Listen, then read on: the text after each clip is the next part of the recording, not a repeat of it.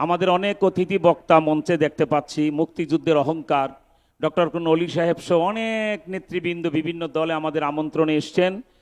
আমাদের নেতা আল্লামা মামুনুল হক সাহেব বলবেন। আমি শুধু দুইটি কথা বলতে চাই। একটি হলো, আমরা 2 মাস যেতে না যেতেই দেখছি এই সরকারের খাম্বা আছে, বিদ্যুৎ নাই,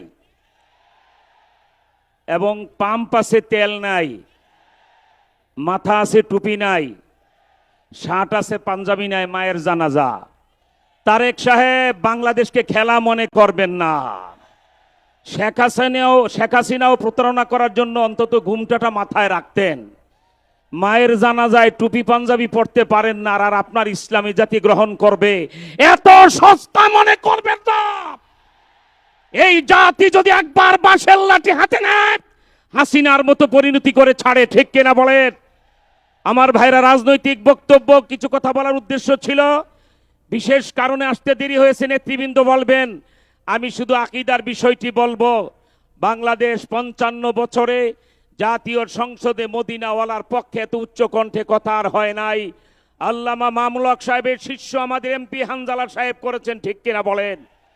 আমাদেরও কথাবার্তা পরিষ্কার।